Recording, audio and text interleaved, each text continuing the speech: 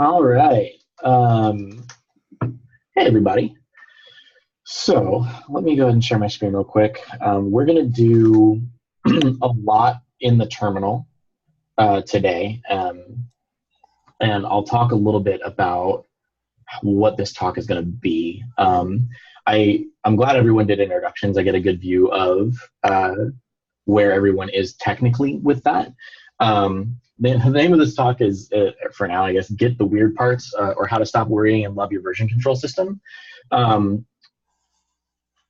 We'll get there. A little bit about me. My name is Nick Henriato, obviously. I was a technical support engineer at GitHub for 3 years, focused on the GitHub API, GitHub pages, and Git itself, in particular, like how things go wrong. In Git, I have personally helped crying sysadmins at Google figure out how to recover code. It's rough. The one thing I'm going to do real quick before I forget, let me open Slack here, North Carolina. I'm going to open a questions thread here. I will keep an eye on that for the Q&A later. I'm going to try really hard to make sure that there is time. I also saw some questions that people left in the thread that I opened yesterday. I will be covering most of them actually in the body of the talk, and then we can kind of go from there. But if you want to add things to a question thread, that's good. But anyways, yeah, so I was at GitHub for 3 years, focused on kind of the more rough portions of Git and GitHub. After that, I was at Zapier as an API specialist. So if you have any questions about API design or anything as you go into backend development, let me know. There we go. I'm going to start with this quote here. You can never understand everything, but you should push yourself to understand the system. This is Ryan Dahl, the creator of Node.js. I wanted to start with this because today, everyone, when it comes to Git, kind of has these workflow questions, and I get it. Git is a very difficult to use piece of technology. It is not, if I could be so bold, it is not very well designed from a user interface perspective. I think it's, for example, the command git checkout does 5 different things depending on how you use it. All of them are very different, and if you do the wrong one, you could completely destroy things. That's really bad. No one should ever do that. No one should design a thing. When it comes to Git, what I've discovered over years of teaching it and supporting people is most of the problem using Git is that people don't actually understand what Git is doing behind the scenes. Git is very confusing and hard to understand, but the reason that it is popular is its internals are really, really good. So what we're going to focus on today is we're going to kind of build a repository from the ground up. We're going to talk about what a commit actually is. Git really only knows how to do 3 things, and it combines those 3 things in really interesting ways to do everything else that you know about it. So if you are newer at Lambda, if this is early on for you, this is going to be a lot.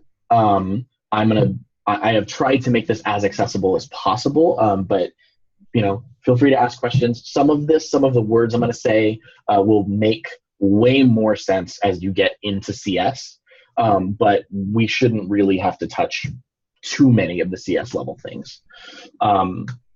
Okay, so let's begin with the obvious. Git is frustrating.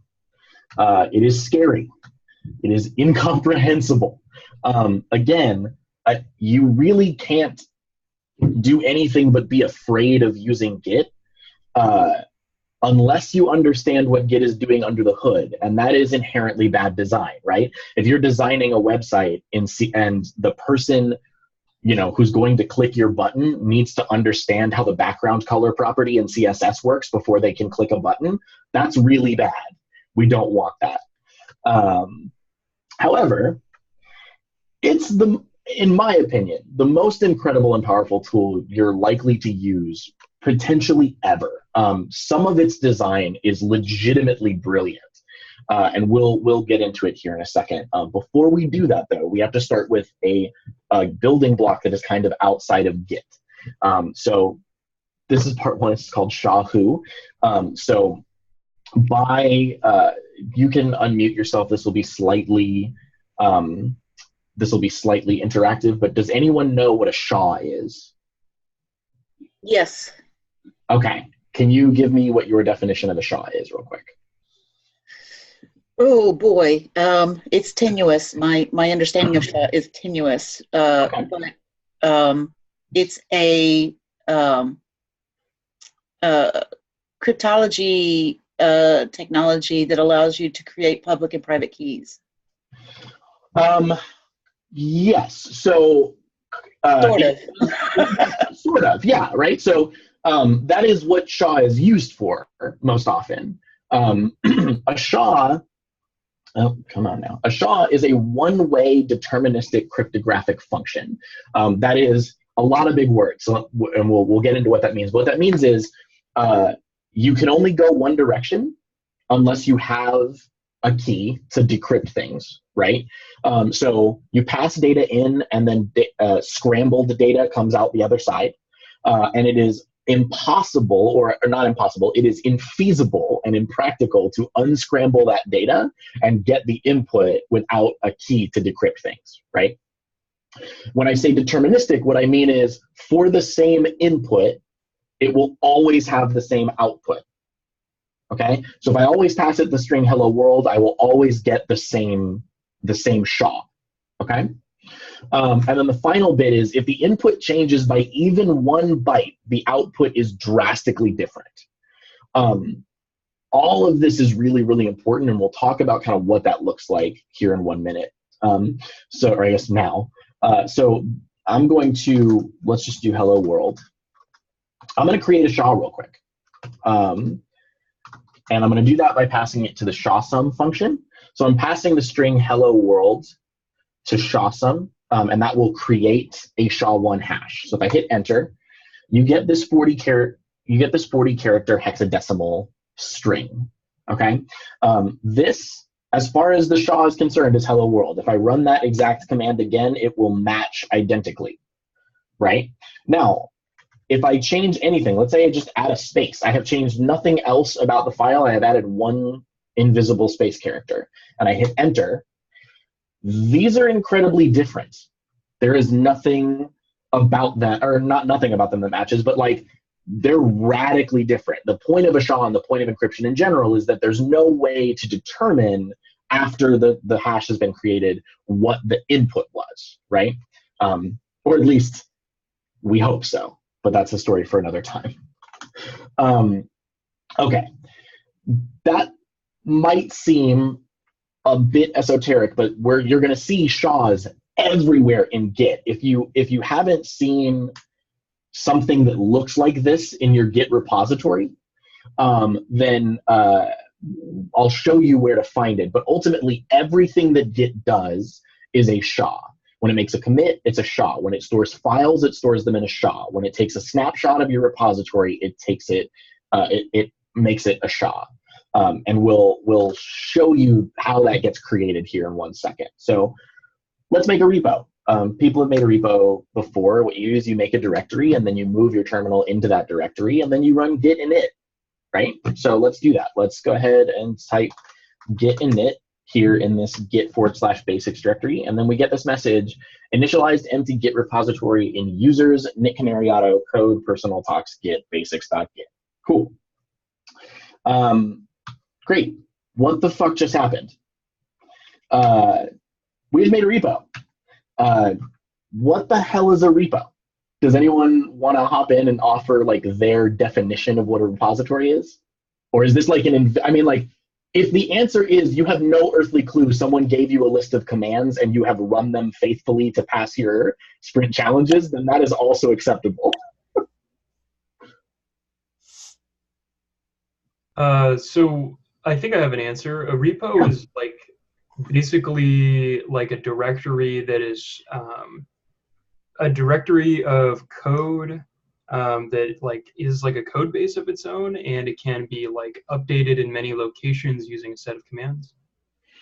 Yeah, that's actually a really good definition. So the like official thing, the official definition is very close to what you said. It is a file-based database. It looks like this, right? So let's let's look at this repository real quick. I'm gonna I have a command called tree. So I guess first of all, if I show hidden files in this directory, you can see that there's this .git directory here, right? This folder. If I run tree on the .git directory, you have 8 directories and 15 files. There you go. And there's a bunch of stuff in here. For the sake of this demonstration, we're not doing anything with hooks. We're not going to get into that. That's pretty advanced. If you have questions on what that is, you can let me know after. So I'm just going to delete that. I'm going to rm rf.git hooks. And then if I run tree again, cool. So this is a repo. Okay, so we have head, we have config, we have description, we have a directory called info that includes an exclude folder. We have an objects directory that has info and pack. We have a refs directory that includes heads and tags. This is it. It's a database of files. And when you use git commands to interact with that database, so basically, this is your repo. All of your code, everything Git knows about exists in this folder. If you delete that folder, you no longer have a Git repo. Some of you, and this is a pretty common mistake, every now and then will accidentally run git init in a subfolder of another Git repository. So then you have a .git folder that can see another .git folder. And that's called a submodule in Git. It's an actual thing.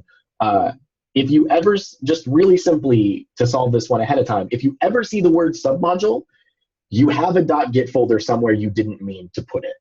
Unless in the 0.5% of chance that you need a submodule, there's a whole setup process to do it. But most of the time, if you see that term and you're having problems pushing stuff to GitHub, what you got to do is just kind of go folder by folder and look for a .git folder that is where you don't want it to be because there's a repo somewhere. That's neither here nor there.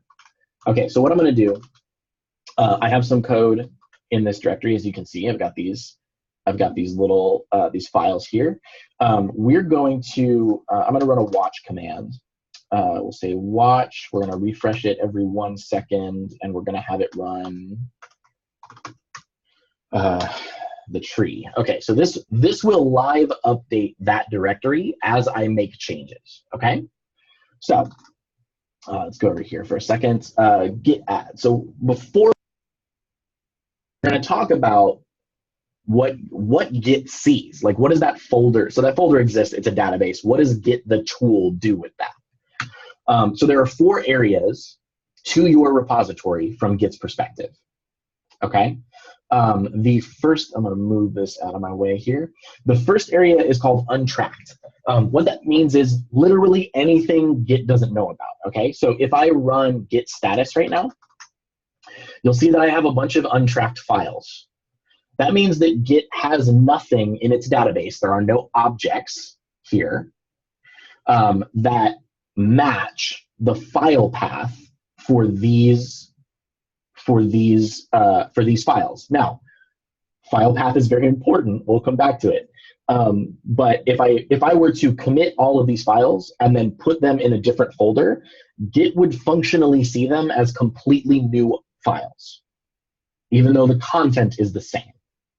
Kind of. We'll get there. So that's untracked. Everything by default is untracked. Once you have tracked something, so once a file has been in a commit and you change it, you'll see that something has, it'll say that it's been modified, right? And that's how you get those pretty green and red diffs on GitHub that show you the changes over time. We would call that the working area. Okay, so you have this untracked area. That's anything Git doesn't know about. You have the working area. So the working area is technically everything inside your Git folder, but it really only applies to stuff that Git has already seen before. Okay. After the working area, we have the staging area. This is everything you're prepared to commit. So when you run git add and you add a file, what you're doing is you're moving files from the untracked and the working area into the staging area. At which point, and this is super important, once you add something to staging, Git technically adds the file to its database already before you've even made a commit. And I'll show you that in 1 second. So that's the staging area. This is everything you're preparing to commit. So if you've ever used like a Git GUI tool and you have added individual files, like some files but not all, that means you've added some files from the working and the untracked areas, and you've added them to the staging area. And then when you run git commit, you move them from the staging area to the repo or the repository. And the repo is everything you've ever committed. That's the actual database, right? So those are Git's 4 areas. I'm going to talk about them a lot, so we'll get pretty comfortable with moving things back and forth between them. But ultimately, every command you're going to use in Git is essentially about moving things between these 4 areas, right? So if we run git add, we go from the working area or the untracked area to the staging area. If we do git commit, we go from the staging area to the repo. If we do git checkout, we go from the repo to the working area. If we do git branch, nothing happens, but we'll get there. If we do git reset hard, what we're actually doing is saying, take the stuff in the repo and replace the stuff in the working area, right? So everything you're going to do, this is probably one of the most important things I'm going to show you today. Everything that you do, every command that you run is going to be about, okay, what direction am I trying to move a file? Into the repo, out of the repo, between these areas, and what command does that for me, okay? And we'll come back to kind of talking through that as we go. Okay, let's talk about commits. What the fuck is a commit? So let's go ahead and right now, these are all untracked like we saw in git status. Okay, so we have all these files. Let's go ahead and add this first one. So git add 01 and initial. I'll just do that. Oh, hey, something just happened on the right side of the screen. So inside the objects directory, we now have this 85 folder. This 85 folder has this hash in it. This is, for those of you who've gone through CS or who just like really like data structures, what Git does is it takes the first 2 characters of the hash and it makes a folder, and then it takes the rest of the hash and it makes that a file name. And when you are using the hash later, it combines those. And the reason it does that is essentially to save space. There's a limit. It's an elegant way to combine commits into specific folders so that you don't hit file folder limits on older operating systems. When you have like, I think the GitHub code base was at 400,000 commits when I left GitHub. It's probably over 750,000 now. So okay, cool. We have this interesting thing here. What happens? Let's if you're not familiar with the cat command, what cat does is it prints the contents of a file to the screen. So let's take a look at that real quick. We'll do .git objects 85 5c. Okay, that's unhelpful. That's a bunch of gobbledygook. When Git writes a file to the database, when it creates a file object, it encrypts, or it makes it a binary file. This is essentially to save space. And it's so later, if you imagine that every file gets added to the objects database, then what happens is, you would assume that your repo will actually be 5 or a million times the size of your actual code base. And Git is smarter than that, and it does a lot to make your file size much smaller. Okay, so let's see what that is though. So let's go, they call it a plumbing command that you will never have to use again. So don't memorize this command I'm about to show you. It is functionally worthless to you. So we'll say git cat file, which essentially reads those binary Git objects, and then -p to pretty print it. And then we'll give it a commit hash. So we'll say 855cd 855cda0. The good thing about commit hashes, this is a hugely long number. The good thing about them is you actually don't need to use all of it. You just need to use enough that Git can reasonably assume that it is unique. That's usually about 5 to 8 characters, totally up to you. So if we do git cat file and we pass it this piece of the hash, okay, this is Python code. If you've never seen Python code, you'll see what this code does here in a little bit. It is gnarly, and I'm very sorry. But this is the file that Git just wrote to the database. If I run cat01, the file that I hit git add on, it's the same. Those are the same thing. Here's what I want you to know. This hash is not an ID. It is the contents of the file. Okay? This is a bit esoteric, but here's why that's incredible. It means if I change the name of this file, the contents of the file will still equal this hash. So Git doesn't need to duplicate the file. If you, Coop, and I create the same 10 gigabyte file, and it gets stored in the Git database, then what happens is Git, and we commit at the same time, what happens is Git just goes, oh yeah, I have that file, and we never have to transfer that 10 gigabytes between our computers.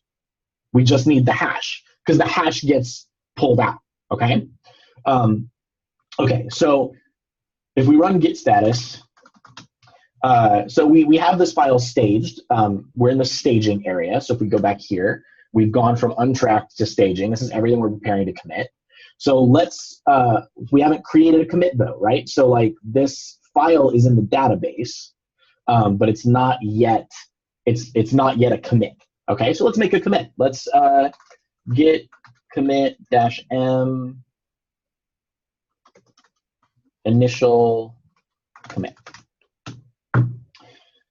Okay, so a bunch of stuff just happened over there. It happened kind of fast, so we'll go over it. So this is that file, right? This is that object blob, but we got these two other objects here. That's interesting. We'll look at those here in a second. We also got this thing in refs heads called master. You may have seen that before. That's your master branch. That is the default branch name. We're going to talk about branches in 1 second, but just remember that that's in the refs head folder for a second. Okay, so we have a commit now. Let's run git log. Okay, we can see this commit, right? Now, this is a SHA-1 hash, right? This is the author. This is the date. Let's see what this is. Let's use that git cat file command real quick and see what a commit looks like. Git cat file p long hash. Okay, you can ignore this. I cryptographically sign my commits so that people can know that it's me with a degree of certainty. This is just a mess, so you can kind of ignore that. Your commits will likely not have that. But okay, so we have this information up here. We have this thing called a tree. So inside of a commit, we have a tree, which also has a hash. Inside of a commit, we have this metadata. So we have this author and this committer. So author and committer are different. Coop, you're just next on my screen, sorry, so like I keep picking on you. If you author a commit, if you write the code, and then it doesn't go to GitHub, it goes to my computer first, and I rebase it, or I cherry pick it, or I otherwise like mess with that code, it will still say that you are the author. It won't give me the work, but it will say that I'm the committer, and it will give us both credit on GitHub. Cool, so we have author and committer. And then we have this GPG signature, and then we have the commit message, initial commit. Okay. Does anyone want to take a guess at what they think a tree is?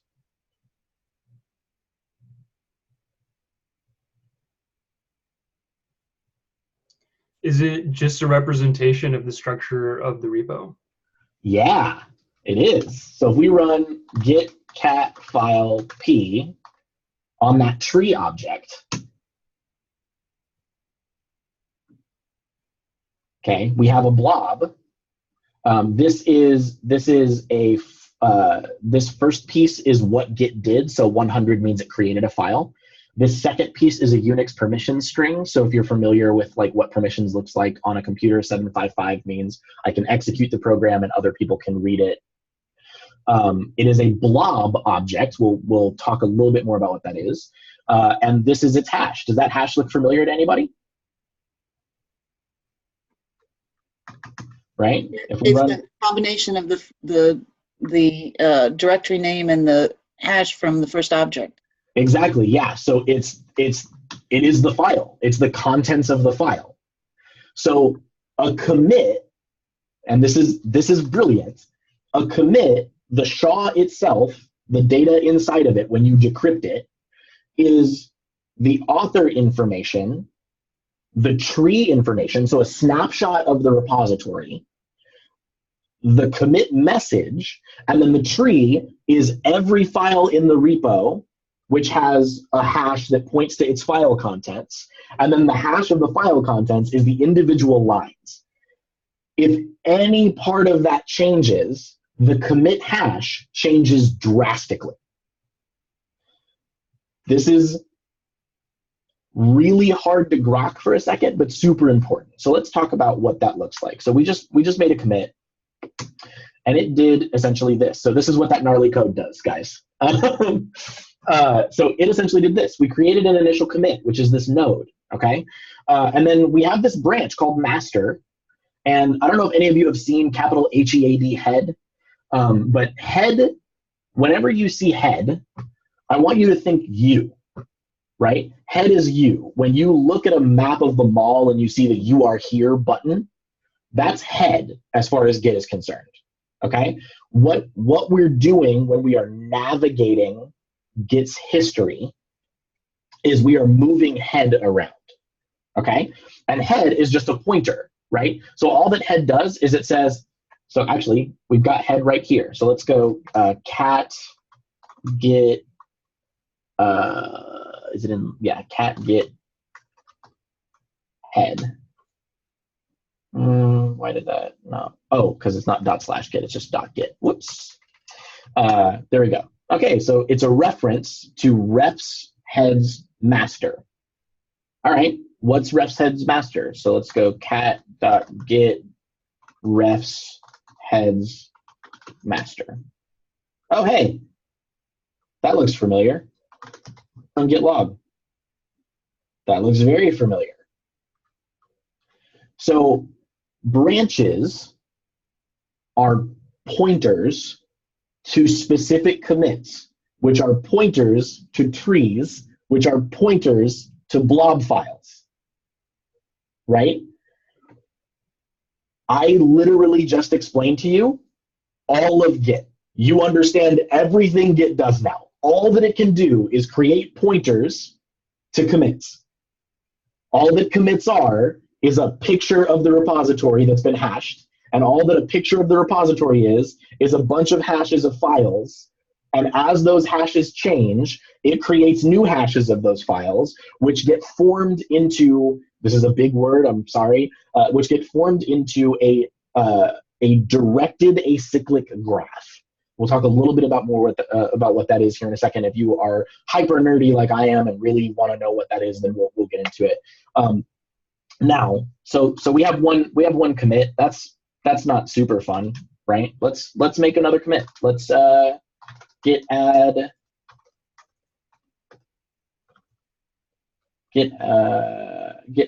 second commit, okay? And let me catch up on my slides real quick. Oh yeah, so we did trees, blobs, and commits, right? These are the only objects Git knows about, by the way. They only know what trees are, they only know what blobs are, they only know what commits are. Let's move on from there. Why is it frozen? Yeah, okay, so I'll give you some regular definitions. A commit is a Git object containing a tree reference, a parent reference, and all commit metadata. We have not seen the parent reference yet. I'll show you that in 1 second. A tree is a Git object that contains a snapshot of the repository, including references to all blobs at the time of the commit. And then a blob is a Git object containing the contents of a specific file. Okay? Cool. So let's do this. We'll write another git commit message. So we'll say git commit -m second commit. Okay.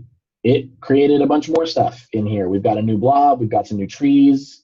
1, 2, 3, 4, 5, 6. Yeah, so roughly every time you create, this isn't strictly true, but especially when you're creating new files, you're going to see 3 objects created in your Git database. One of them will be the commit. The commit will point to the tree will point to the blob contains the contents of your file. Okay? You're going to hear me say that a lot. Also, now that you understand this, some of this will start to make more sense, right? So we made a commit. We told it to make a commit with the message second commit. It made that commit to master because that's the branch that I'm currently on. This is the first 1, 2, 3, 4, 5, 6. This is the first 7 digits of the commit hash that I just made. And this is the hash message. Well, what did that commit do? Well, I changed one file. In this case, I created it. And there are 14 insertions. So that means there are 14 lines that got added to the file. Okay. And then create mode. So I'm creating a file. This is that tree object where it's creating a file with 755 permissions. And then this is the name of the file that I created in the tree, right? All that Git tells you starts to make a little bit more sense when you understand what's going on under the hood. Okay. Ooh, I do not want to open Steam right now. Very sorry. 1 second. Nope. Go away. Thank you. Okay. Cool. Okay. So what did that second commit do? Does anyone want to guess? Okay. So we made another commit, right? Does anyone want to guess what happens to head and master when you make a commit?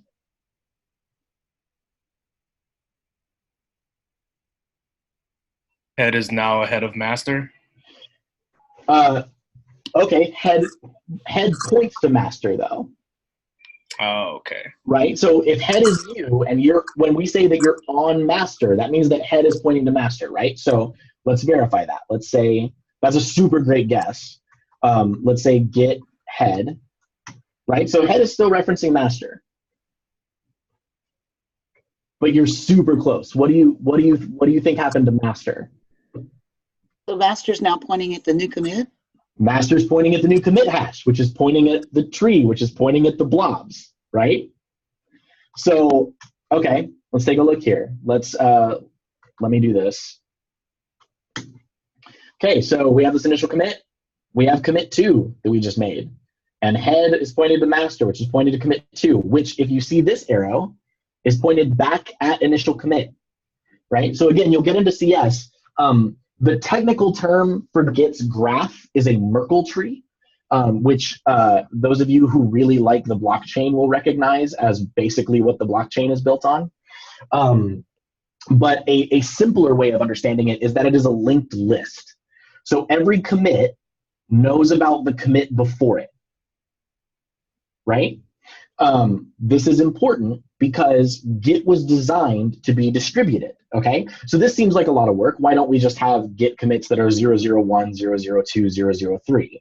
Well, Git was designed for people who don't actually know each other. It was designed for the Linux kernel, right? So if I make a commit at the same time that Thomas makes a commit, at the same time that Carlos makes a commit, at the same time that Doc makes a commit, how do we know we don't all get the same commit ID? And the answer to that question is, well, it only knows about the last commit. And since and I'll show you this. So if we run git log again, right? These are our commits. We have this first commit here. We have the second commit here. This is the commit hash. You'll see in my git log, so head is pointed to master, and head and master are both here on this hash. It's like a slightly less pleasing visual that I gave you, but it's the same idea. Okay, so let's copy that commit hash, and let's run git cat file p. Okay, so we see committer and author. We're used to seeing that. We see this giant GPG signature. We're used to seeing that at this point. This is the commit message. We see the tree. We're used to seeing that at this point. There's this new one, though, parent. Parent is the commit before it, right? So the only commit that does not have a parent is your first commit because it's the initial commit. All other commits will point somewhere, okay? This is how you navigate Git's history. This is how Git knows what changes exist in what order because you're pointed somewhere, right?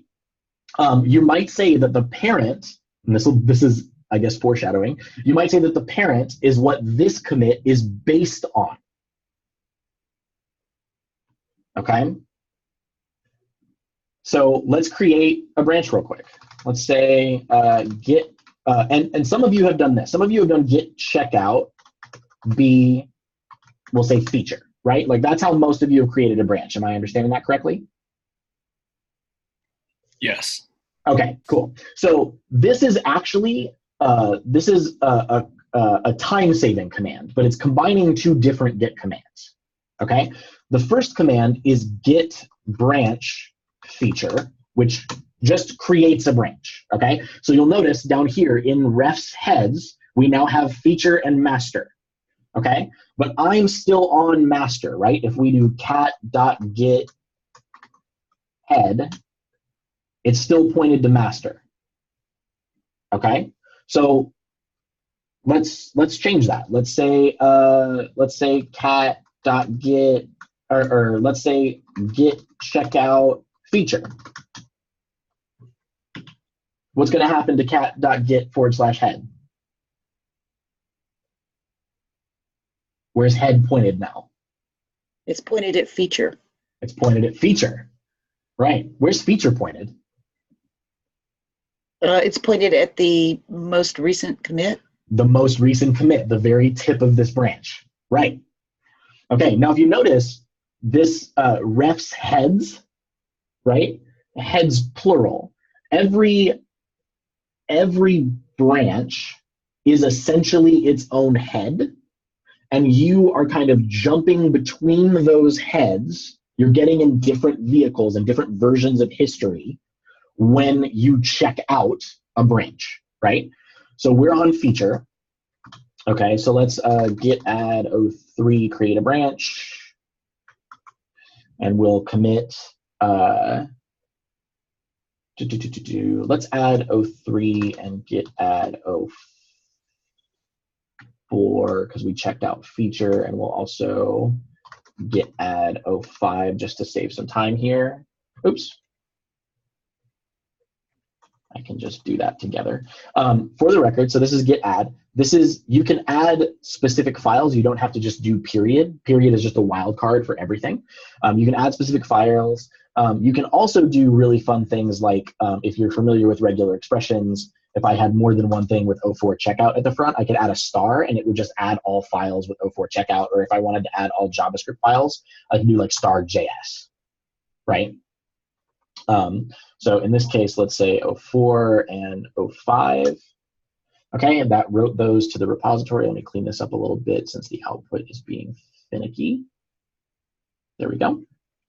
Okay, git commit create and checkout feature branch. Okay, and that makes a commit. So let's see what that does. Let's do 03. So like you said, we've now created a new pointer feature when we ran git branch, and that points to the same commit. So this is really what that looks like, right? You have these branches up here. You have this second commit, which is still pointed at initial commit. Okay, but we checked out feature, so 04. All that happened is head moved, right? The pointer for head switched to feature. Cool. Then we made a commit. We added those files. We made a commit. So let's go //05. Oh, let me make that a little bit bigger. Cool. This is what it looks like now. Master is still pointed to commit 2, but feature and head have moved to commit 3. Okay. So that, I'm sorry, Nick, to interrupt you. Go ahead.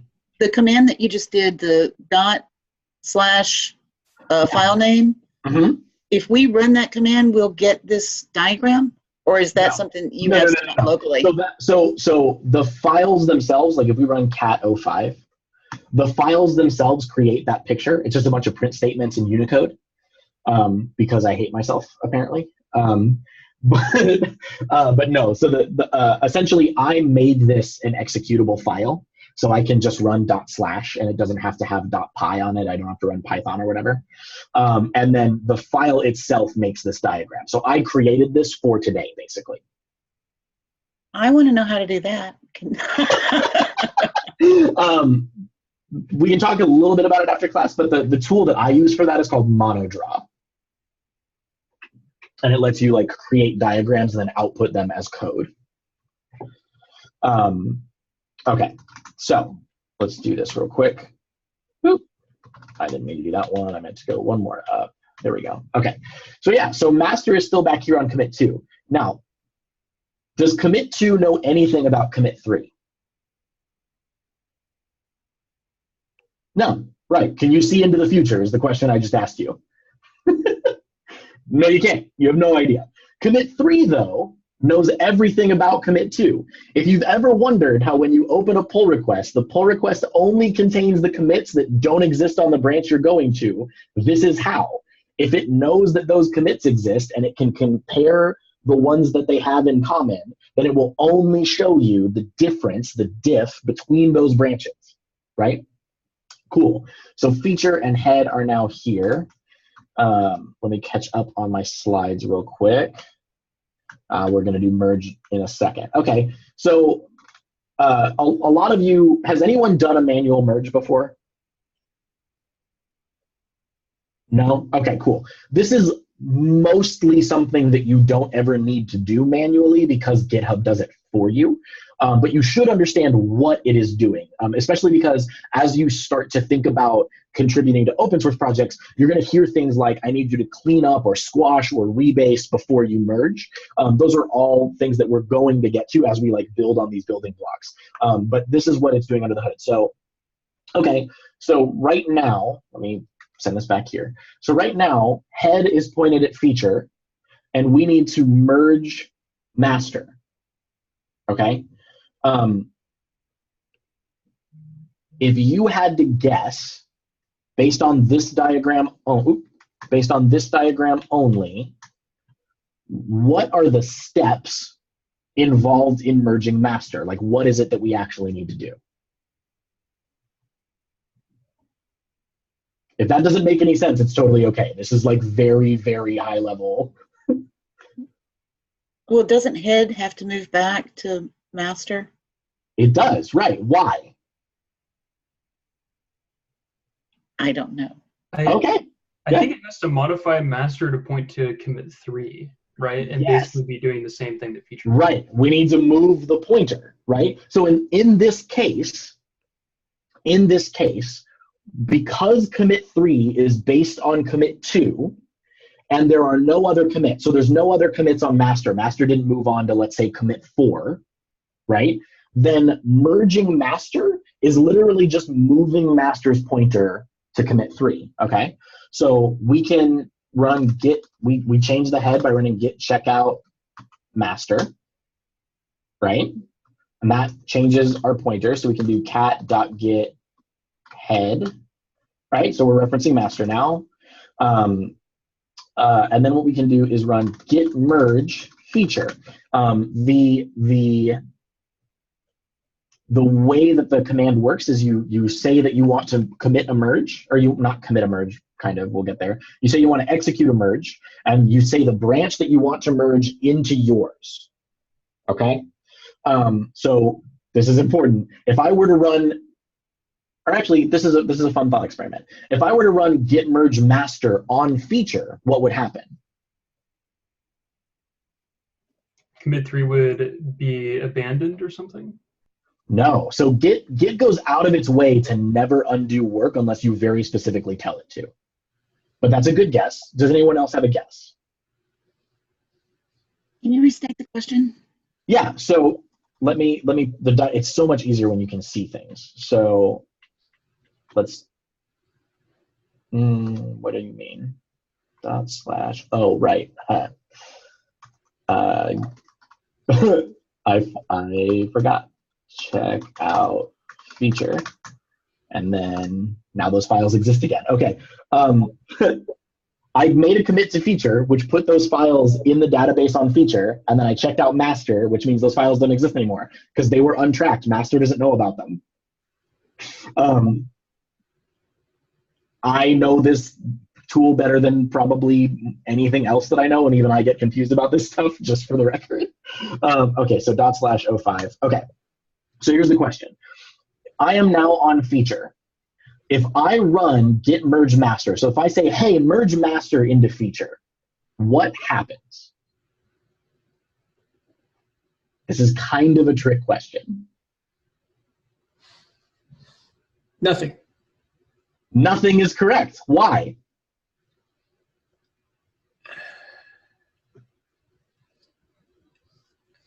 Because then it would. It doesn't want you to lose track of 3. No. Close. Coop, what were you going to say? I was going to say then it would form a cycle, I think, and you don't want, this is an acyclical graph. It's an acyclic graph, right? You don't want a cycle, but also commit 3 knows about commit 2. So if I run git merge master right now, already up to date. There are no differences between master and feature. There are differences between feature and master. Feature has a commit that master doesn't know about, but everything on master is known by feature. So there's nothing to do. If I were to make a commit on master, then there would be something to do because there'd be a different hash, right? Or there'd be a hash that like feature didn't know about. That was, yeah, it's pretty cool. When you understand what's going on and like how pointers are working, it's a little easier to grok what's going on under the covers, right? So let's check out master again. All right, and then let's run git merge feature. Okay, a lot just happened. So updating this commit to this commit. This is the commit hash that master was pointed to. This is the commit hash that feature was pointed to. We've now moved master forward, right? We've literally done what Git calls a fast forward. What that means is that Git just had to move a pointer. It didn't have to create a merge commit, which we'll get to here in a second, right? And then this is what that did to master. It added these files, which each had 14 lines apiece. There were 3 file changes and 42 insertions, and there was a create mode. Like this is the tree, right? This is the tree object that got written to the repository. Okay, so now master and feature are at the same place. If we run git log, you can see that head is currently pointed at master, but that master and feature are both on the same commit.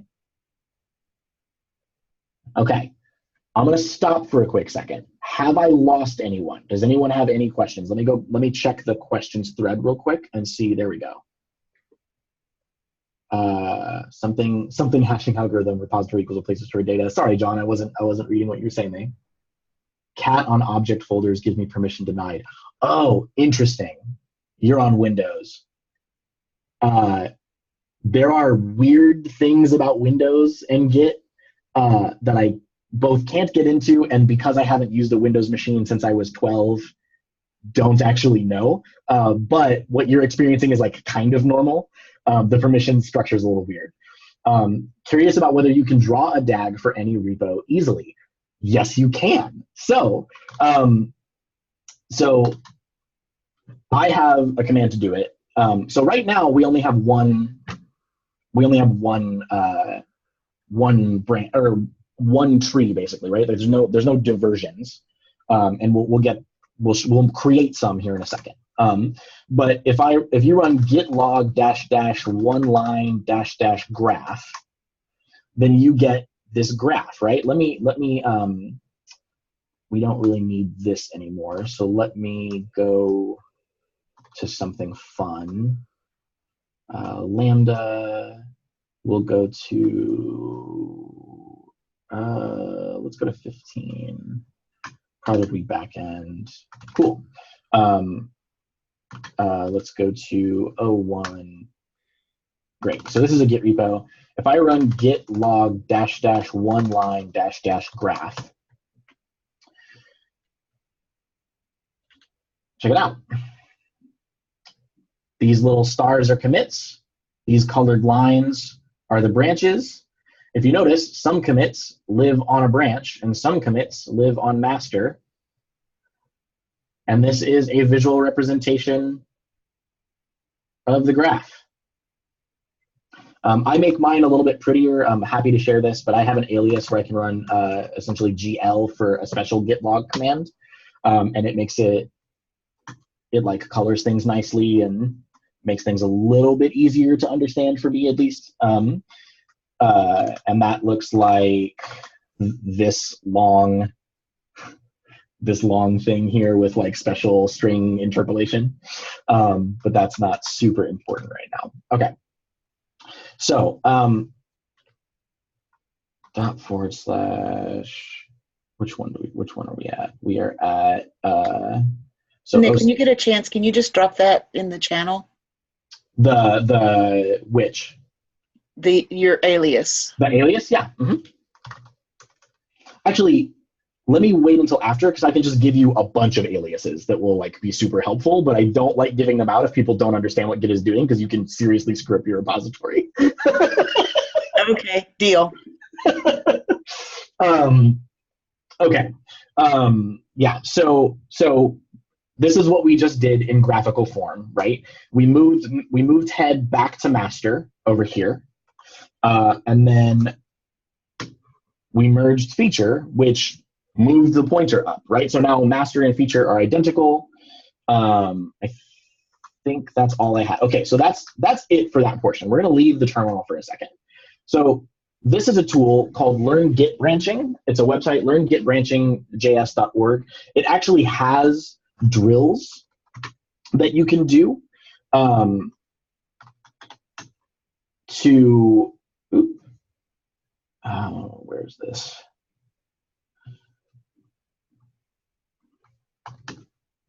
Michael, I'm really glad this is starting to make sense. That makes me feel really good.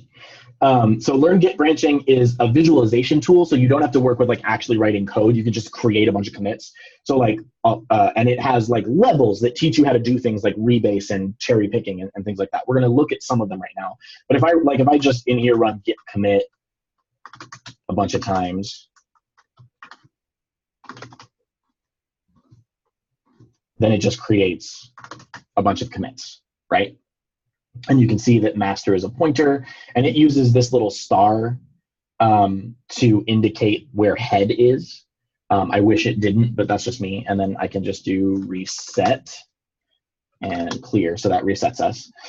Okay, so let's go back here. So we looked at git branch, which is just moving flags around, right?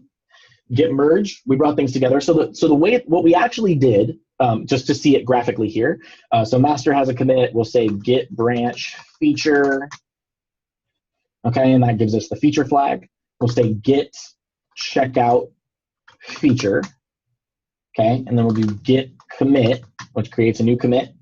Okay, so this is the same diagram, right? And then if we run git checkout master, and then we can do git merge feature, and you move master up. Okay, that's everything we just did.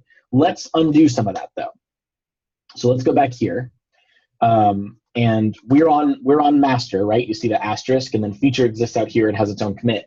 So let's say that we made that commit to feature, and then we also made a commit to master. Okay, so now there's a commit that feature doesn't know about, and there's a commit that master doesn't know about, or there's a commit that feature doesn't know about on master. There's a commit that master doesn't know about on feature. We can't just fast forward anymore, right? So I'm on master. If I run git merge feature, what do we think is going to happen? Merge conflicts. No, actually. Yeah. No, this is when you click the merge button on GitHub, what I'm about to show you is what actually happens. Most of the time you don't actually, on GitHub, they force what's about to happen. You don't ever get a fast forward merge on GitHub.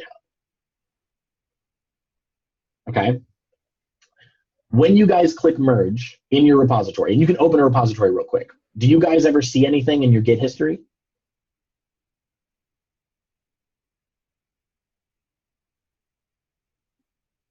So like if we go github.com/, we'll do labs training about backend because I spent so much of my life on this.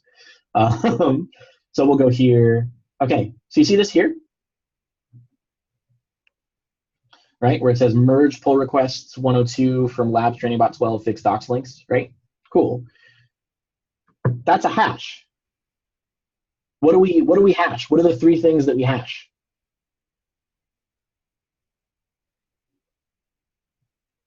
Head, master, and the commit. So those are pointers. We hash commits. We have commits one. Blobs commits. Trees, blobs, commits, right. What goes in Git's history?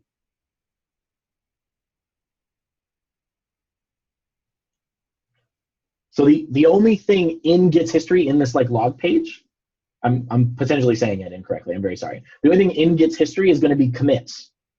Commits point to trees. Trees point to blobs. Michael, I'm watching it wash over you, and I'm so happy right now. I can't even tell you. Cool. So what's going to happen here? So if I hear you correctly, what you're about to say is that it actually creates a new commit and combines everything together under that. Yeah. So if I hit feature, if I git merge feature, look at that. I have created a new commit, C4.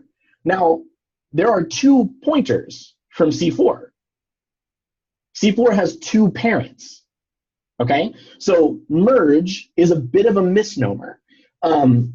It doesn't really make this one line, right? It adds a special commit, the only commit that is allowed to have more than one parent, a merge commit, and it points to both places, right? And it because of something called the reflog, which we'll get into later, it knows, like, if I let's do this. Let's do oh, good. God, I wrote this so well. I was up at 2 a.m. last night trying to make sure this was in order. Cool. So let's talk about git reset for a second, because it's important, okay? Some of you have heard git reset, and some of you have heard git revert, okay? They're different things, and they do very different things, and we'll visualize it and I'll show you. But let's say I want to undo something, right? I can do git reset, and I can specify a commit hash that I want to reset to, okay? So I'm currently on master, right? Which means I'm going to be resetting master, and I'm going to reset master to C3, which is right here. What that's going to do is it's going to move my pointer backward. Now, if you notice, and hopefully you can see this on the Zoom, if you notice, C4 still exists, right? It doesn't delete C4. This is super important. Git doesn't delete anything unless you very specifically tell it to. You either have to run garbage collection, at which point it will look for any commits like this that have pointers but don't have anything pointing to it, and it will delete those, right? Which, by the way, GitHub never does, and you have to manually do, right? So this is just like, we would call it an orphan commit. It has parents, but those parents don't know anything about it. So I guess maybe it's a disowned commit is a better way to put that. Okay, so we just undid that merge. Master is back at C3.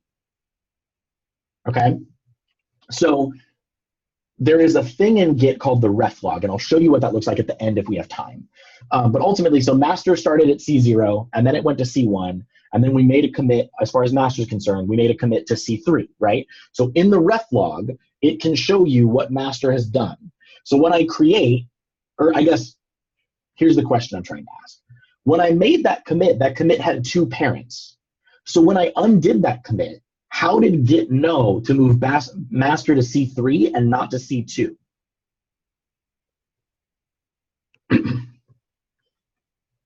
You told it to. Right. Well, because essentially Git knows the path that master took, and it will it'll reset Git along the same path. But didn't you actually put in C3? I mean, didn't you explicitly tell it to move to C3?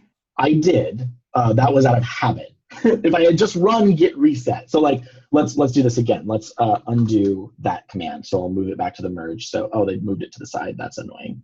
Anyways, it's the same thing. It's visualized differently. So back on C4. So if I run, there's this thing called relative references. So let's say, so like if I do head caret, that means one commit before head, right? Head is just a pointer. So this is head right here. This it's pointed at master. That's that asterisk. So if I do git reset head, ooh, that should not have happened. They implemented this incorrectly. That's confusing. I'm very sorry. I'm going to open a pull request to these guys. Let me undo that. What should happen, is Git should move master back to C3 because it knows where master was, just by like relative parent references. It is not good practice to rely on that. You should specify a specific commit you want to reset to, just for security reasons. So like git reset C3, right? Or whatever the commit hash that you want to go back to is. We could go all the way back to C1 if we wanted to, right? And so now master is back there, and I can run git commit, and I get C5 now because C4 and C3 still exist, right? Like they're still in the repo. They're just not pointed anywhere. Okay, so let's merge back into master. So git merge feature. Okay, so master is pointed at C6. What happens, and it has a parent, master knows about C2. So if I do git checkout feature, what happens if I run git merge master now?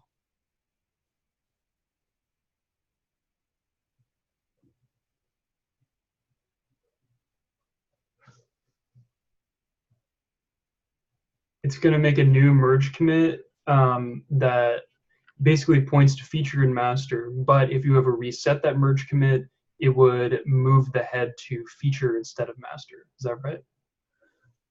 Sorry, say that one more time. So basically, if you, so if your head is on feature and you do merge master, it's going to make a merge commit that points both to feature and to master. And if you ever reset that merge commit, it's going to move the head back to feature instead of master. Okay. No, actually. So a merge commit already exists that is the child of both C5 and C2. So what happens when Git knows that something in the graph, or when Git knows about something that's already in the graph? What kind of merge is that? Let me run it.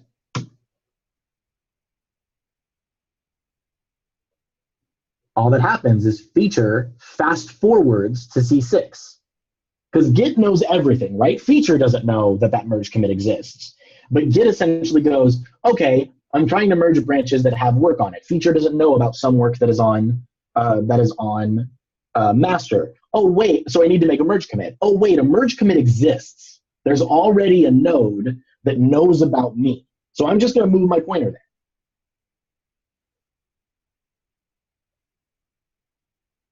I think I need to play this tool a lot.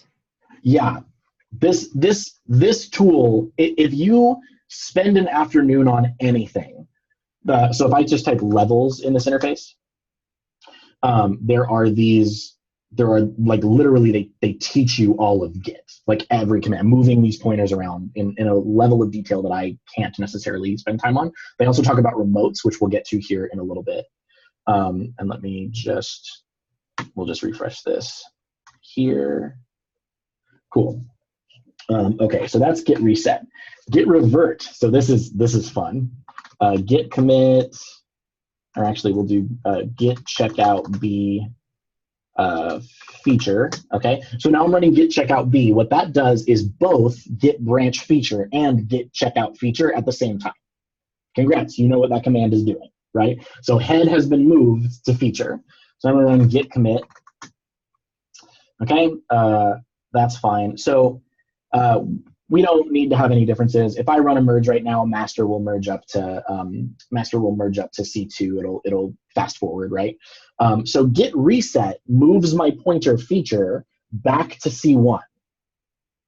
Okay, here's the problem with that, and this gets into remotes a little bit, but let's say, technically speaking, git reset is rewriting, quote unquote, rewriting history.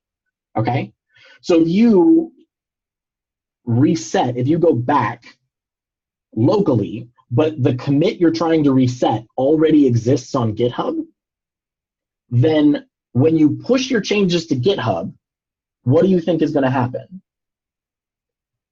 Because GitHub, this is distributed, so GitHub has a copy of the repository. So you've edited the repository locally, you've done a reset, you've rewritten history, and then you go to push to GitHub. What do you think happens?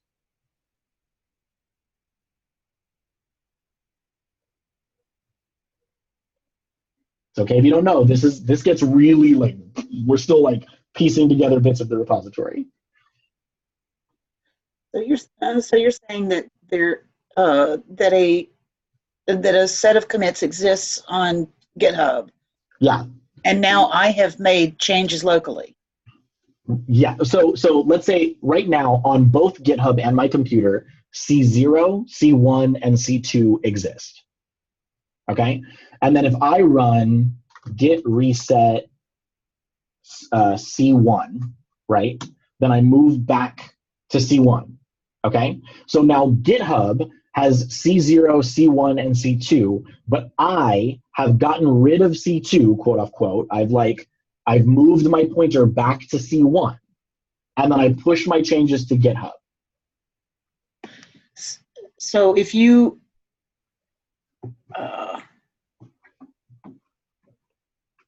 okay, and what's the next step? You want to do a merge? No. I don't want to do. I just want to push these changes to GitHub, right? I decided I didn't want C2, so I ran git reset on feature to C1. So I moved feature back to master. They're now in the same place, but that's just on my local computer. So I run git push to push those to GitHub. What do you think happens?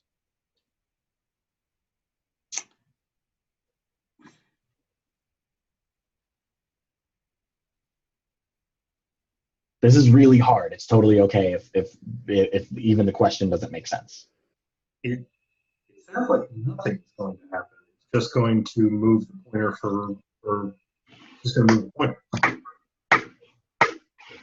Nothing is going to happen. GitHub already knows about C1, and it knows about C2, and it's already moved the pointer. So it's going to go, yeah, I've seen those changes. That's in the past. I don't need to know anything about that. And it's going to tell you that you're already up to date. Right? So that's not going to work. There are options to get past this, right? Like one of them would be running git push force, which force is like reloading a website and clearing the cache. What you are literally telling GitHub is, I don't care what you have, overwrite it with whatever I have, right? But even in this case, that wouldn't necessarily work because of finicky GitHub stuff that I won't get into. So let's undo that real quick. Okay, so reset won't work. So what we need to do, though, is undo those changes. And you don't want to manually go through and then like delete all those lines of code or undo whatever. What you want to do is Git gives you this handy tool just to save you time called git reset. And then you specify a commit that you want to reset. This can be any commit in history, right? Because commits just point to snapshots, which point to files, right? So it can be any commit in history. Let's say we want to reset C2, right? We're on feature. We want to reset C2. What do you think is going to happen when I run this command?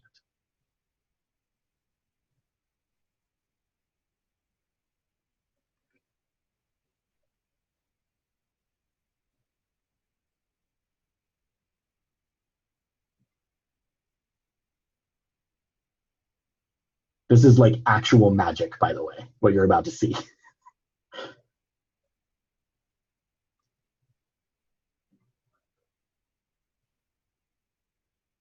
All right, I'm going to hit enter.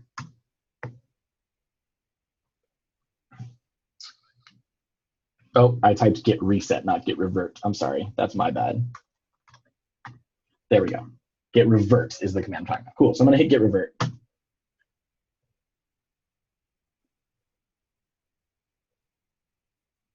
What do you think just happened? It looks like it just made a copy and it moved the pointer to the copy. Okay, what do you think is in the copy? If the copy points to a snapshot and the snapshot points to blobs, what do you think is in the copy? It did, by the way. It made a new commit that is a copy of the first commit, kind of. It's empty. No, No? no. It's the exact opposite. So if C2 added lines, C2 prime, the new commit, will delete those lines. So is it just a copy of C1? Yeah, or it isn't a copy of C1, it's an inverse copy of C2. So instead of 1, it would be -1, right, if we were talking about numbers. The reason that's important is commits contain pointers, right? But in order for commits to build, in order to preserve the tree, right? So if I wanted to do a git diff to see the changes between this new version of C2 and C1, I needed to show that I added files and then I deleted files. So it's identical to C1 with the addition of several lines like I added this, and then each of those has I took that away as well. Right, exactly. It is everything that you did. If you deleted a line in C2, it adds that line back. If you added a line in C2, it removes that line. And it creates a new commit containing those things. Right? That makes my head hurt. I know, yeah, right. This is, again, like I said, this is one of the most powerful, insanely well-designed tools on the planet. It just has the worst user interface that has ever been built. So I have a sort of like, I'm not sure how important this question really is at the end of the day, but like, when I've looked at things, I've only been working with GitHub really for like 2 weeks. When I look at those like changes in green and red, it'll say the specific line where things are added and taken away, right? Mm-hmm. And so if you have like many of these reverts, and then across like many branches or whatever, like eventually those changes are going to be outdated because you're adding something to a spot which in the text is now like 50 lines down or something. So like, what do you do when that history changes?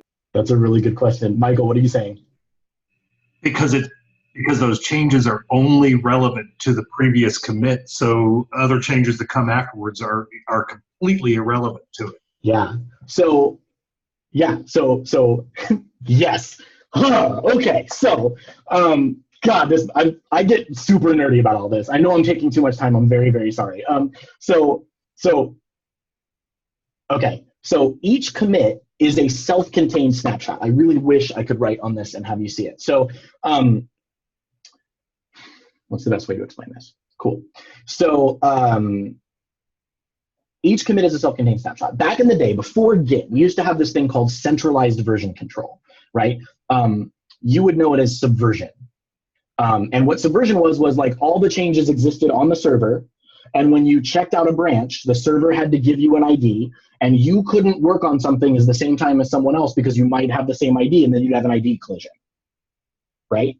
So you had to like work in synchronous with people. You had to know what people were working on. You had to know what was up. And that was really bad because it slowed work down. You had to like constantly make sure that there weren't actual conflicts in the changes. Otherwise the history would mess up. Git solves that with this like hash model where everything is a unique SHA, right? And if everything is off by a single byte. The other way that it solves it is Subversion used to only make a copy in the repository of the changes, right? So it would say like, okay, commit 1 is a whole new file, so everything in it is new. Commit 2 adds 1 line. So commit 2 in Subversion only contains the new 1 line, right? And so if you wanted to get the current version of the file, then Subversion in the background had to combine those commits to show you what the file currently looked like. Git does not do that. If you change a single character of a file in Git, it creates an entirely new copy of that file. Okay? There are trade-offs to every decision. What this means is that getting a file from Git's database is immediate, right? Every commit is self-contained.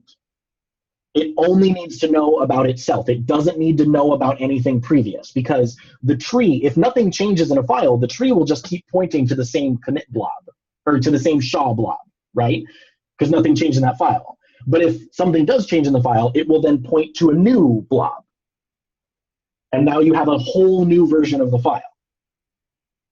So over the way that it can tell the difference, the way that GitHub tells, and Git, because it uses Git under the hood, the way that Git tells the difference between those files over time that's the part that it decided to do the calculation between, right? So in Subversion, because every individual commit, every snapshot, as Subversion called it, because they were all just patches, the diffs were built in because every commit was just a diff, it was just the changes, right? But in Git, what they do is they say, cool, every commit is exactly what the file tree looks like with all of the files.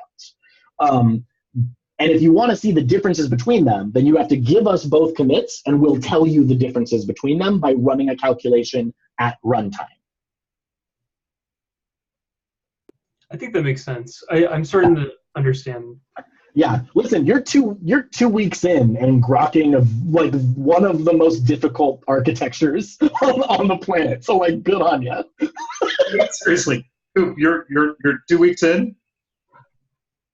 I have done like Git tutorials before, but I had like no idea what they meant. Dude, you are a year ahead of where most of us are. I still think it works on Magic and Pain, but this is at least starting to understand the Pain and Magic. But listen, you're not wrong. Okay, so that's Git revert. Cherry pick. I need this. This is also Magic. So I'm gonna git checkout master, git commit, git commit, git checkout feature, git commit, git checkout feed dev, git commit. And then for good measure,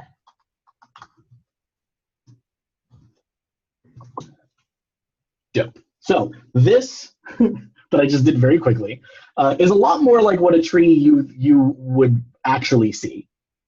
Okay, you have master, and master's got some commits on it, maybe from someone else's pull requests. You have a feature branch, C2, C2 prime, C6, C7. Those exist. And then at C7, you wanted to create a dev branch. And so you went to C8 and C9.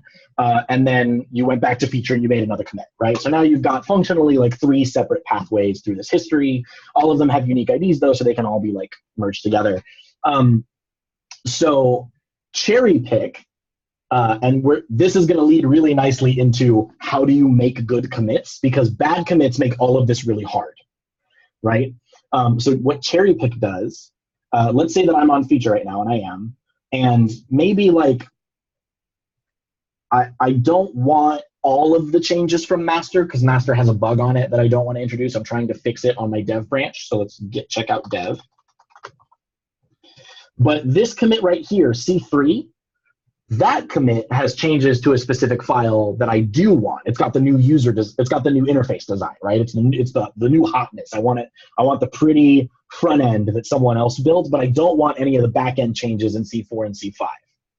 So I'm going to run git cherry pick C3. What do you think is going to happen?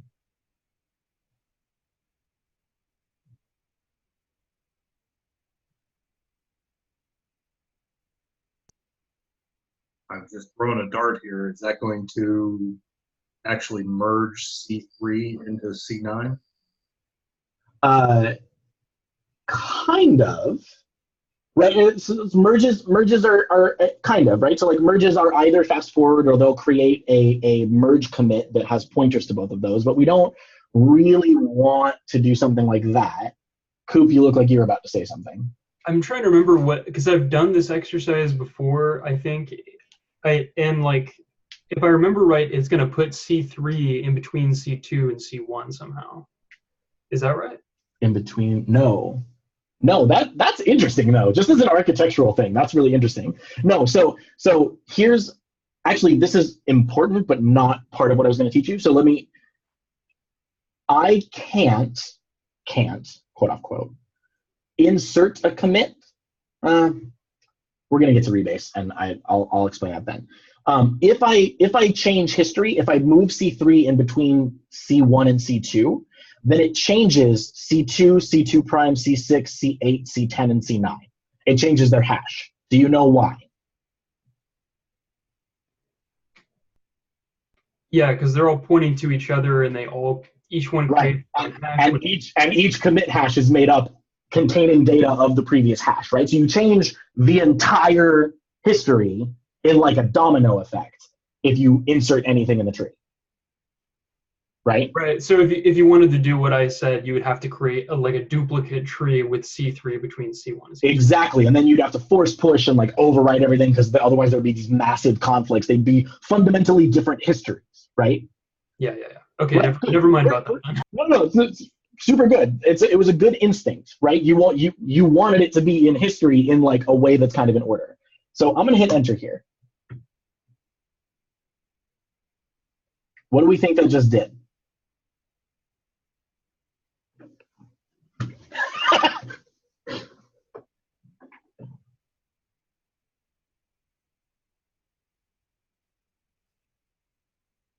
I want to say that is taking all of the changes between C1 and C3 and putting them on C9, but that can't happen because then you are back to the crazy differences that Coop was talking. So what it's doing is it is creating, it's copying C3 and creating a new commit on the dev branch that is identical to C3's commit. Right? We're literally cherry picking. We're going over there and saying, I want this, and then adding it to the front of our tree. But if that was in like line 1, if the change in C3 was in line 1 of the code, then why wouldn't that ruin all of the work that happened up to C9? So it's because changes happen in sequence. So it could ruin the code, and this is what I meant by this is gonna lead us very nicely into what is a good commit. Okay, so a lot of people, where am I? I don't want to be in that terminal. CD code, why is this in my way? CD code personal talks get basics. There we go. Okay, so a lot of people do this thing where they just run git add period, and then on git status we have these files. Okay, here's the thing. I'm gonna humbly suggest you never do that. The reason for that is, if I want this commit later, it's going to take all of that, and it's going to be a mess, right? Because if I try to take that commit, let's say this is C3, it's got all these files in it, but all I want is just the like 4 lines that changed on line 400 of 06 checkout master. Well, tough. I'm going to get all of it, right? But when do you use cherry pick?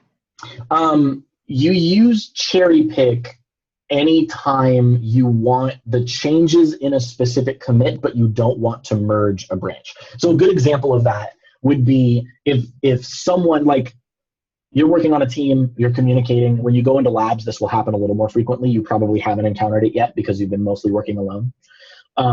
Like, you're working on a team, you're working on a feature, there is a bug, and that bug is driving you crazy, but you're not fixing it, someone else is fixing it. And they fix it on their branch, but they're doing other work on their branch too, so it's not ready to go into master, but you really want that bug fix.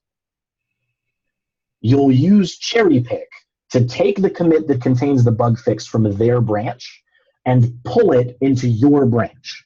And then when all of the branches get merged eventually, because the blobs are the same, Git will just make sense of it. Amazing. Yeah, it's really cool. I wish I'd used this. When I went through labs, I probably would have been able to use this 100 times. And Right. I didn't even know about that thing, and Yeah. made some Right. serious weird judgment errors when I did it. Right. So let me go. I have a project that I think is a giant mess right now. So my apologies. Let's go to portfolio because I think I have a bunch of stuff that's not. Git status. Oh, cool. Okay, so I have. So let's open VS Code. Okay, so when you're making a commit, and we're going to talk a little bit more about this at the end here. When you're making a commit, so I've got some changes. If I go to if you haven't seen it, VS Code actually has really good version control built into it. So this is M for modified, which means this file package lock JSON exists in the, or I guess I don't want to open package lock JSON. Hold on. Yeah. So this gatsbyconfig.js file exists in history already, right? It's already in the repo. It's just been modified. So if I click this, I get a diff, right? So I'm changing from Stephanie Coates to my name here for site metadata, right? Now, I could add all the changes. I could literally just say, you know, the equivalent of git add star, or github period, which would just be to do that and then add both changes. But that means if I ever cherry pick this later, I have all of these changes to deal with too, and I have no idea what package lock JSON is going to look like. And honestly, package lock JSON has nothing to do with these changes, right? Like updating a dependency has nothing to do with editing the metadata of my site. So what I'm going to do is I'm going to do two different commits. And I'm going to say, I think I have a commit tool installed on here. So this is going to be a little weird and look a little special, but just bear with me. So I'm going to say, so git status, I have that added to the staging area. So then I'll run git commit. And this is a different way of editing a commit, just so you guys know. And I'll say update site metadata. Metadata. There we go. Update site metadata, and I'll hit save, and I'll close that. Okay, and then that, if I do git log, that is now here. So I've updated site metadata, right? And if I push it to GitHub, oh, I haven't created a remote for this yet. I forgot. If I push it to GitHub, then just those lines that I changed will be in the, so if I do git diff head, which is the current commit, and then what's the commit before? Let's do GL, this one right here, copy. So git diff head, and then, so the difference is between head, where I currently am, and a specific commit. Check it out.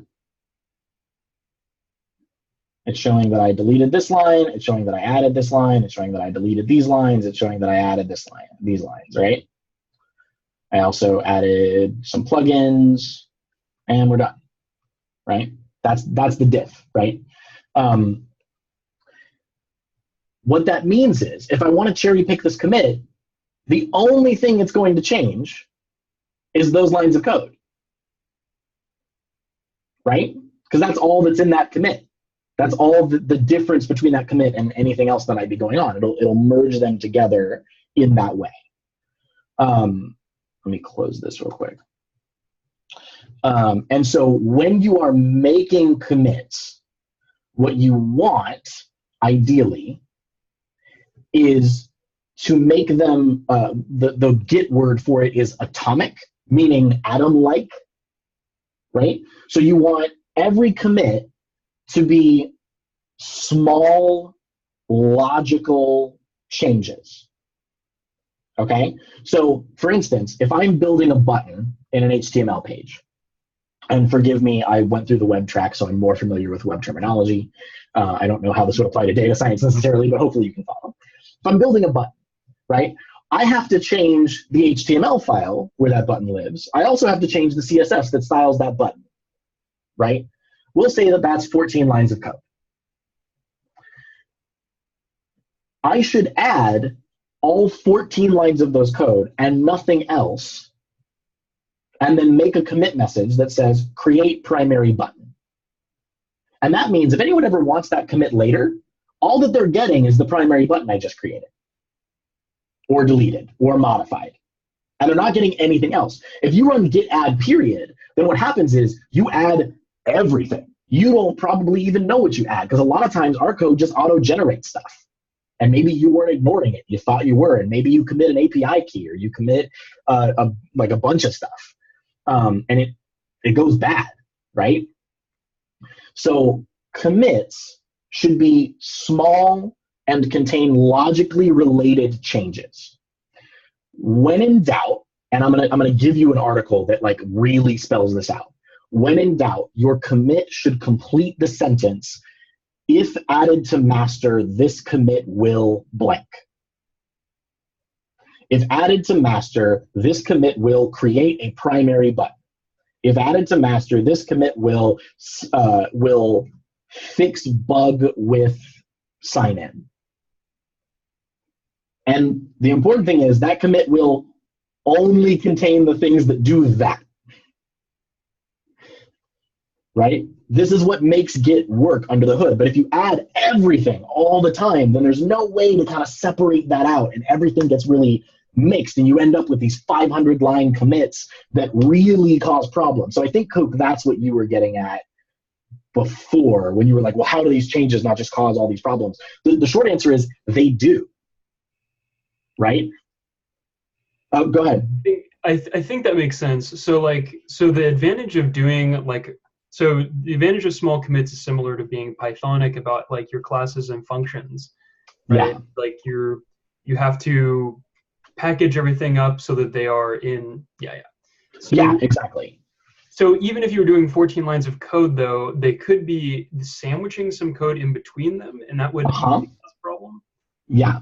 So the only when Git, because each commit is a full snapshot containing whole files, right? Not changes between files, whole files. Then the only time that there is a problem is if two lines of code, if the same line of code is changed at the same time in two different places by two commits, right? So like, for example, if I delete a line of code and then I commit it, and then I add that line of code back and then I commit it, there's no problem, even if it's in the same line, because those are happening in order, right? One has a pointer to another one, right? But let's say that I delete a line of code in one file and I add a line of code to the same line in another one, and they're on different branches. When I go to merge them, the merge commit is going to point to both commits, and it has no idea which one should win because there's no order to them. So is that an example of a merge conflict, or is that the archetype of a merge conflict? That is the archetype of a merge conflict. Okay. So then fixing a merge conflict. Okay, so let's say that we this is going to combine everything. I didn't even plan this. This is super great. So let's git merge feature into dev. Okay, and let's say that there's a conflict.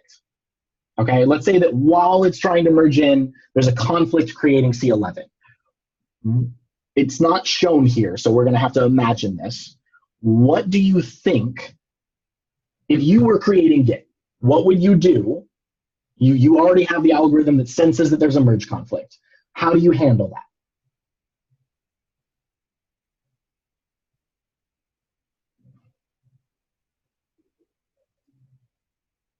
I suppose the only way to do that is to do exactly what Git already does and ask the author which one of those is correct and right. Okay, yes. So you ask the author what you do. Where do you put the changes between, right? Because you've seen it, like it adds data and it says like this is on head, this is your incoming change, and this is your out, this is the change that's on this branch, and like which one do you want? It adds those like those like pipe characters and the equal signs, and like cool. Where do you put that?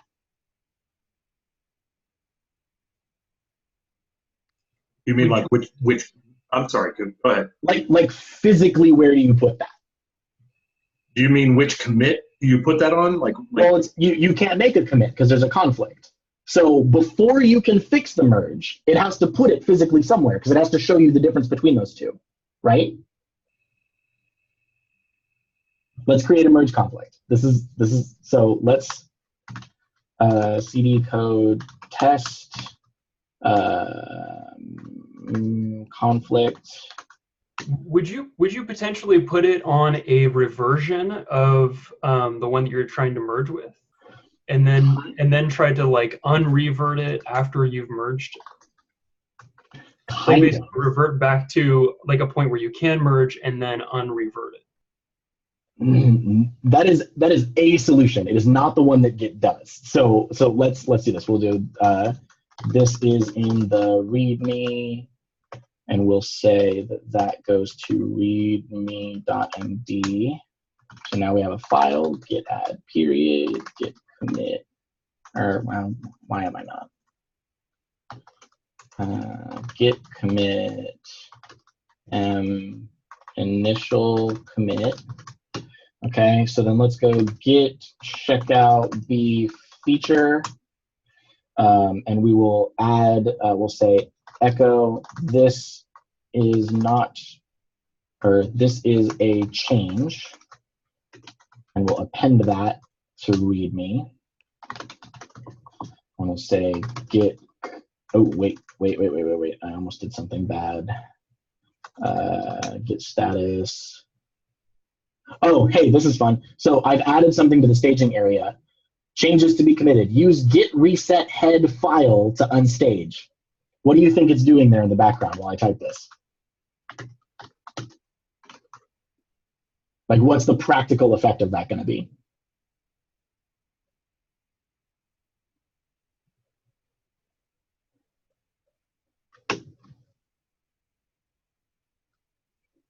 So what it does is it moves it, since we're in the staging area, we're not in the repo, so the pointer hasn't moved yet. So what we're saying is make the staging area look like what's in the repo instead of like what's in the working directory. So you just move it back to the working directory, right? We know what those pointers are doing now, so like it's a little easier to understand kind of what's going on in the hood. Okay, so we'll do git branch feature conflict. So we haven't checked out that if we run, I have a branches command that shows me. So I have feature conflict, and master. They are all pointing to initial commit, which has this hash, right? So git add period GCM. This will edit readme. Okay, so if I run branches again, now feature is pointed somewhere else, but feature conflict master is still pointed to initial commit. Git checkout feature conflict, and we will say, so if I cat readme, I don't have those changes, right? So I can say echo this will conflict and append it to README, and git add period and GCM create a conflict. Okay, so I have changed the same line in the same file on two different branches. So let's try to merge. Let's try to merge feature in. Let's say git merge feature. Auto merging README conflict content merge conflict in README MD. Automatic merge failed, fix conflicts, and then commit the results. Now I have this helpful terminal thing that shows me stuff. That's usually where a branch is, right? So what do you think Git just did? Yeah, I watched the light go on in Michael's face. What do you think Git just did? Did it just make an entirely new branch for it? It made an entirely new branch. You have a new pointer called feature conflict pipe merge, and it put the diff of those changes in the staging area, right? So we run git status, or in the working directory. So we run git status, both modified readme MD. Okay, so let's open this. Let's open this in VS Code. right? So VS Code makes it look pretty, but this is what it adds. It adds this head, it adds this thing, and then it adds this feature. So it tells you that this is the current head. This is what's on feature conflict, and then this is the change that's coming in from feature. Okay, so you're on a branch. It is like a limbo branch. Git's just letting you sit there until you fix it. Okay, so what is resolving a merge conflict? So let's say I edit this, and let's keep both changes. Okay, so let's delete this, and let's delete this, and let's delete this. Maybe you didn't even know you could do this, and we'll change the order of these. And we'll say this will no longer conflict. And we'll hit save. Okay? So we've fixed the merge conflict. How did we fix it? I didn't click any buttons. I just moved some text around. Is it fixed? I think it is fixed because all of the lines that were conflicting have been moved back to their previous to the correct position, and now you can like add on top of it, right? So kind of, right? So what is it that we're doing right now when we're fixing a merge conflict? We're on a branch. We're in the middle of a merge. Are you kind of doing on a new branch, sort of like what I was saying, where you're sort of going back to the base of the branch? So no, what we're doing is we're creating a commit. Right? Git only knows how to do three things. It can make a new pointer, it can make a commit, it can add something to the database. That's it. We hit a conflict when we're trying to merge the trees together, right? So it put us on a fake branch because pointers are easy. They cost nothing. There's a sentence you'll hear a lot in Git communities, and it's branch early and branch often because branches are cheap, right? So it creates a whole new branch for us. And then we edit the text file, right? Git doesn't really care yet. If we run git status, nothing changed. It still says both modified.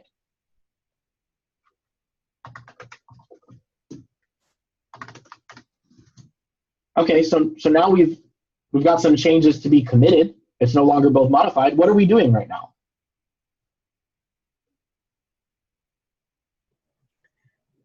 We're staging a fixed version of README. Right. What's the staging area for?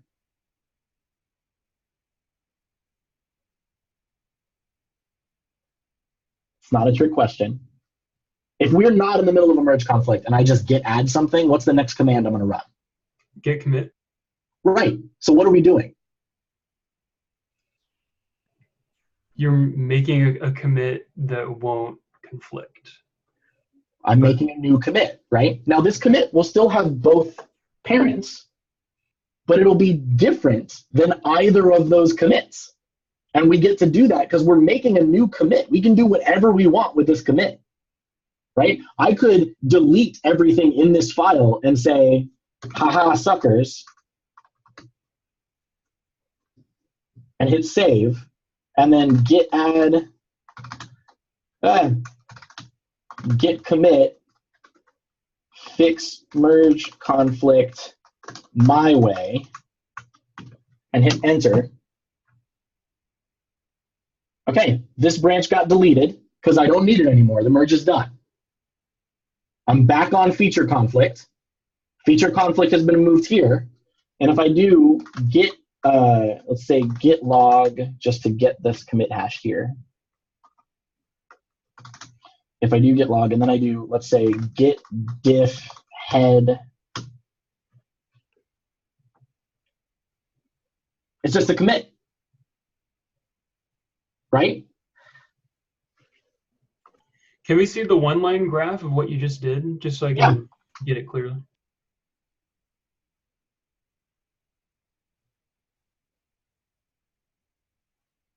So this is fun. How many different pointers do I have in the repo right now? I count 4. Good answer. So head points to feature conflict, and head and feature conflict are on EB26457, right? Feature is one commit behind, right? Now, here's the thing. Feature doesn't know about the future, right? So feature has no idea that the conflict was resolved, okay? So what happens if I git checkout feature and I run git merge feature conflict? What's going to happen?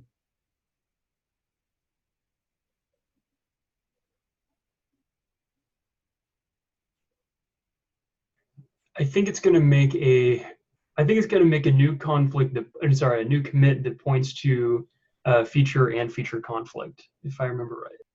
So it won't make a new commit, but it will fast forward.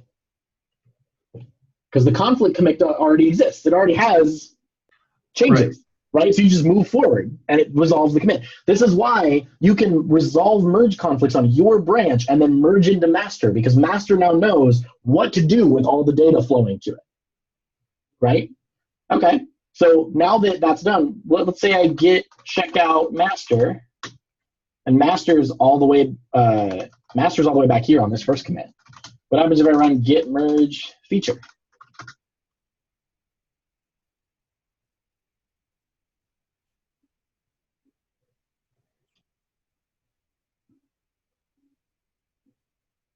I've lost track of where master is. It's okay. So yeah, no, it's fine. Let's git checkout feature, and then okay. So master's back here. It's back at the initial commit. Both feature and feature conflicts and head are here on this most recent commit. So if I merge master into feature, or if I merge feature into master, what's going to happen?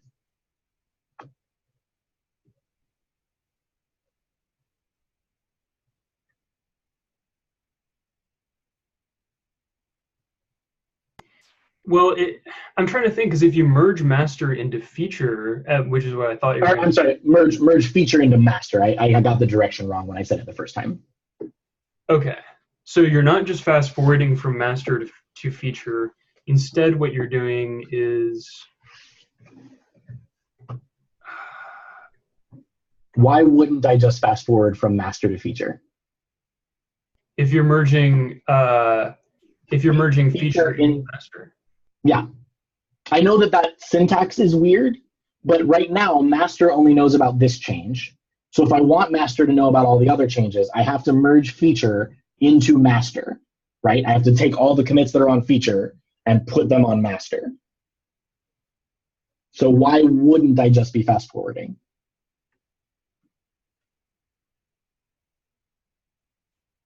I don't know. I think my brain. No, listen. This is like calculus. Like, it's crazy, right? So let's say git checkout master and git merge feature. All it does is fast forward. That's it. You've already solved the merge conflict. Master knows exactly how to traverse the graph and get to the most recent commit. Okay, good. Yeah, right? Cool. I guess I was overthinking it. Yeah, and listen, it's so easy to overthink this stuff. Okay, so I'm going to reset this real quick. So that's cherry pick. Okay, rebase. This is the last thing I'm going to talk about. And it's the reason I'm not just ending it right now, because I've taken so much of your time. I'm very, very sorry. If you have to leave, you can go ahead and do it. Rebase was something a lot of people asked, but I can't.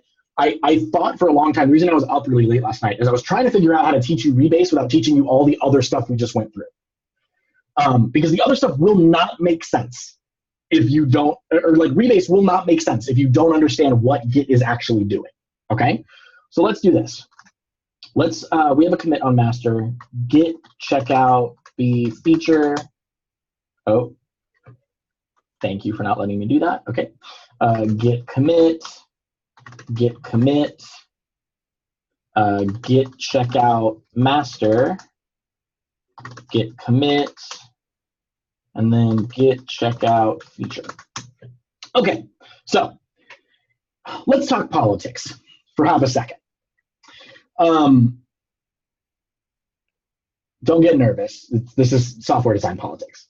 So the one thing that people liked about Subversion is that Unlike Git, where you have this massive graph and you have like brain aneurysms trying to figure out what's going to happen if you merge something, and you need to like understand graph theory and get what's going on. Subversion, since it was all centralized, everything was in like a neat little row, and you could see the entire history of the repository without having to like deal with these converging pieces, and you always knew what happened in exactly what order. A lot of people, in particular open source projects, really like that. They don't want merge commits. They think that they're ugly. They think they make the repo history hard to read, right? When you, at GitHub, legitimately, my terminal could not reasonably display all of the branches and merge commit history. They just got insane. There was no way to reasonably understand the whole history of changes in the repository, okay? A lot of people don't like that. So Git lets you do something. It's called rebasing, okay? Now, some people are going to say that rebasing is rewriting history. They are lying to you. The reason they are lying to you is it is impossible to rewrite history in Git. Why is it impossible? Because it doesn't delete anything. Not only because it doesn't delete anything, what happens if you change? If I switch C2 and C3, what happens to C2? Well, then it has no pointers going to it, right? Right. Or like let's just say like I just do that though, right? C2 points to C3. That changes C2's hash completely, right? So if I change C0, every other commit changes all of their hashes all the way down, right? Rewriting history is not possible. As far as Git is concerned, commits are immutable. They are unchanging, always real. So if we're talking about graph theory, C2 has a parent in C1. We would say that C2 is based on C1, okay? I don't want C2 to be based on C1 though, because if I try to merge feature into master right now, it'll create a merge commit, and I don't want a merge commit. I want to fast forward. So what I need to do is I need to base C2 on C4 instead. I need to rebase C2, right? I need to rebase my feature branch. So I just go git rebase. Well, actually, wait. Am I on? I'm on feature. Okay. Git. That was almost going to be really bad. Git rebase master.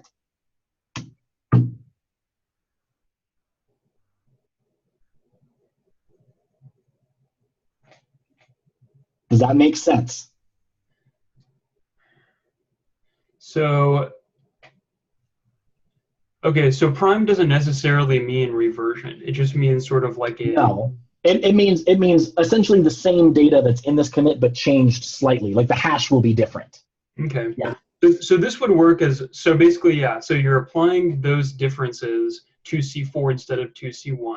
Instead of to C1. I'm changing the parent of C2. I'm moving it, I'm rebasing it on C4. Right. So here's the thing. Oh, go ahead. Yeah.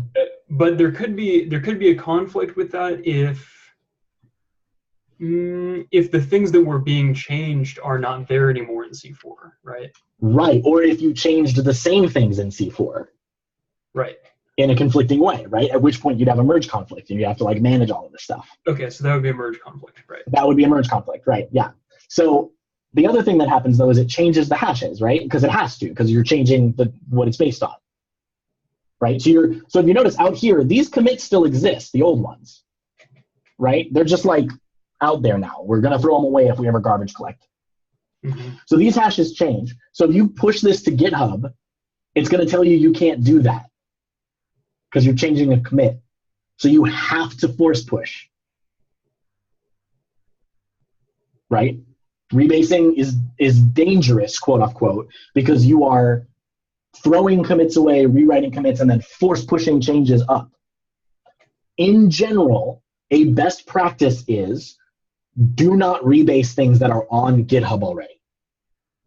Because here's the thing. If you push something to GitHub and I clone it and then you rebase something by force pushing, when I push back up to GitHub, it will overwrite your changes and will then be in an arms race about whose commits are real. because there's no longer one history. Right. And there's no easy way to merge those two histories. Exactly. Huh. Right. I can see how this could get political. It's like exactly right. There is no technical reason that you don't want merge commits, right? Merge commits make life a lot easier, honestly. But people like this nice straight line because, like, watch what happens if I git checkout master and then git merge feature. Master just fast forwards. It just moves forward, right? This is super pretty. It's just a nice straight line of commits. Everyone loves it, right? The other type of rebase that you'll see is called interactive, and that's more technical. They have like an interesting UI for it, but you essentially do git rebase I, or actually let's git commit, or I'm sorry. Let's do some changes on master and git checkout feature, git commit. Okay, so let's rebase feature, git rebase dash I, and let's say that we want. So this is where relative references come in. So if I say head is currently on feature, right? And I want to, well, actually, let's rebase it on master first. I'm sorry, I did this wrong. So git rebase master, which will again throw feature away, and it'll rebase it on C6. And then let's say I want C6 to come after C7. Okay, so git rebase head. So head is currently on feature, and then if I do tilde, I can literally specify the number of commits back I want to interactively rebase. So for example, if I say 1, then I'm targeting this commit, C6. If I say 2, I'm targeting C5. If I say 3, I'm targeting C3, right? I can just kind of keep going back. These are C5, C6, C7, yeah. Let's go all the way back to C1. So 1, 2, 3, 4, 5, 6, well, 6. So let's say 6. So git rebase dash I for interactive. Cool. Now here it opens this UI. Interactive rebase. Interactive rebase actually looks like this. It'll open an editor and it'll look like this. Okay.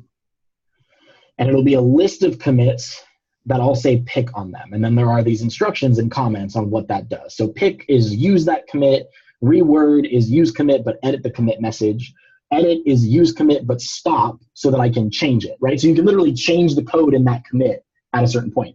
It will run these commits in order from top to bottom. Okay? So if I wanted to change the order of a commit, this is just a text file.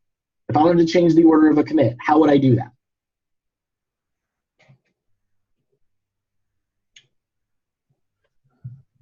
It's like stupidly simple and not explained at all. But if I wanted to, let's say I wanted to put fix post checker above introduce open PGP, I literally just copy fix post checker, like this whole line, and I move it above this one, and then I delete this line. Because it runs the commits in order, and it's going to generate a new hash. Okay. Okay, so here in this tool, you just do that by dragging and dropping. So let's say I want to reorder everything. We'll put C6, C5. Don't ever do this. This is like the worst idea ever. Yeah, it seems like it. Just for the record, this will break literally everything. Yeah, okay, so now we're going to go from, a sequential order to a reverse order, right? Okay, and let's say that I just, I hate the number 5. I'm going to get rid of C5. Okay? The way that you do that here is you literally just delete this line, and it will throw that commit away. It just won't redo it. Okay? Okay, so I'm going to hit confirm. Okay, so it's selecting all of those. Look at that. Mm-hmm. Right? Feature now has this new thing. And then I can git reset master, or let's get checkout master. And then I can do git reset C1, and then git merge feature. I'm gonna have Oh my God. It's amazing. Cool. That was 2 hours. Thank you for hanging in with me. I'm so sorry that took forever. I like agonized. Dude, that was so worth it. Thank you for That doing was so it. cool. Thanks for taking the time. I'm gonna go back over and watch the video again. Take the video. It's being recorded. Go ahead and pass it on. Learn Git branching is super good. I'm gonna share this in the channel real quick. CHRIS. Chris Eames Git commit. This is the single most important blog post on Git, on like writing good Git commits I've ever seen. I have a question. Yeah, do you have a resource for the right way to write commit messages? Yeah, that's exactly what I just shared. Oh. Yeah. So he gives you rules for how to write commit messages. There isn't. I did Git log on a couple of open source projects, and I almost fell out of my chair when I saw the commit messages. They don't look like anything I've ever done in my life. Yeah. Yeah, right. So some of it is going to be some of that is going to be decided on the team, right? So this gets into, like, we'll say, the politics and philosophy side of Git as opposed to the like technical implementation side of Git. For the record, you having sat through all of this with me, and again, thank you. You now understand everything about how Git works at like a mental level, right? Yeah, it explains a lot, man. We had we were tortured during labs. You know, I had some partners that would be inactive and would show up 2 weeks later, and then it's like we would all be cringing because they're getting ready to push something up, and it's like, what is this going to break? You know, and this video should be in the training kit. Whenever you post it, could you send it to me, Thomas? Sure. Thank you. Thomas, are you going to run it through YouTube? Yeah, just post it on YouTube. I'm okay with that. Okay. Yeah, I'll do that. That's a learning experience, so I'm going to post a copy of the video on Slack before I do it so I don't screw up and lose it somehow. Do you have a YouTube account? I do. I do. I'll have to figure out how to. If you upload it to like Google Drive or something too, you can send it to me and I can add it to my YouTube channel and we can go from there. Beautiful. Yeah, that'll be good. All right. Yeah, I'll do that. That's a portfolio piece there, Nick. Yeah. Seriously. But anyways, yeah. So this gets in again to the politics side of Git more than anything, but ultimately, how you write a commit message is up to the team that you work with and how they want things to be. There are a bunch of different standards. I'm a Gitmoji fan. If you look at so I'm going to share my screen again real quick. I noticed. Yeah. So if you look at this, if you look at my history, there's 697 commits in here. Every commit has an emoji. And those emojis are actually like categorization classes. So if I go in here, so let's go Gitmoji. So this is the like spec for Gitmoji. So if I use the art emoji, it's for improving structure and performance. If I'm deleting code or files, that's the fire emoji. If I'm fixing a bug, that's the bug emoji. Here's why that's really helpful. If there's a problem, if there's like a bug, then what I can do is I can search here for fire. Bug. Or bug, right? So yeah, let's do bug like this. Okay, so if I look at commits, these are all bug fixes. That is ingenious. Right? So it's easy for me to zero in. Like if I've got a problem with my dependencies, I can literally just look for the dependency emoji and then be like, when did I add a bad dependency? And like figure something out, right? This is the bug fix. Was that bug fix good? Was that bug fix bad? By the way, this is the entirety of a commit. When I said that commit should be atomic, I kind of meant it, right? Like if you look at this, there's like 4 lines in here, right? And let me make this a little easier to see if I split it up. Right, so I'm not even really deleting this line. I'm simply, I guess that's a white space change. Once again, even adding empty space changes things, right? So it'll track white space changes like this as well, even when it looks like nothing changed, like maybe there was a tab there and an invisible character or something. This is a formatting change. This is also a formatting change. So like everything kind of shifts down a little bit. And there's like this here means there are other things. Oh, someone asked about git blame. Doc, you asked about git blame. Okay. I did. So git blame is because Linus hates people. And I mean that only kind of as a joke. So if you look here at authentication.js, you'll see a blame button. This is just a button that runs git blame. Git blame is a git log for specific files. So if I click blame, it will show me the last commit that changed a particular line in a file. Right? So this is who worked on every single line, right? So who added this module exports authentication? Well, I did, and that was to fix a bug. Well, what did it look like before that? What was the bug? If I view prior to this change, I can click that button. Oh, this looks totally different. This is a completely different module, right? Yeah. The reason a recruiter would look at git blame is to see what you actually did.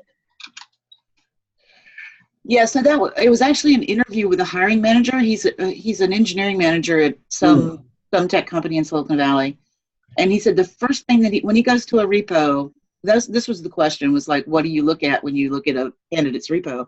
And he said the first thing I look at is the heat map. The second thing that I do is run git blame. Yeah. Yep. And I was like, why is he doing that? Yeah, that's why. So the heat map, if you haven't seen it, it's not like built into Git. It's a GitHub thing. And they might have traffic. There we go. So this is like some graphs that they give you. These are the visitors to the repo. I can see this because I'm an admin on the repo, I think. Pulse, there we go. So this has had no activity because in the last week we haven't done anything. If I go a month back, I think there might be one activity. No, yeah, we haven't done anything because we've all been in CS and like working on individual stuff. Yeah. Yeah, and then you got like network, which shows if there are any like forks that have new commits in them, etc. We don't have time, unfortunately, to do it today, but I still want to hold you to your promise to walk me through Spoon. Yeah. Okay. So I made the executive decision not to include that today, and it's because I'm rewriting it this weekend. I'm gonna go ahead and start compiling this. Okay. Yeah. Go ahead.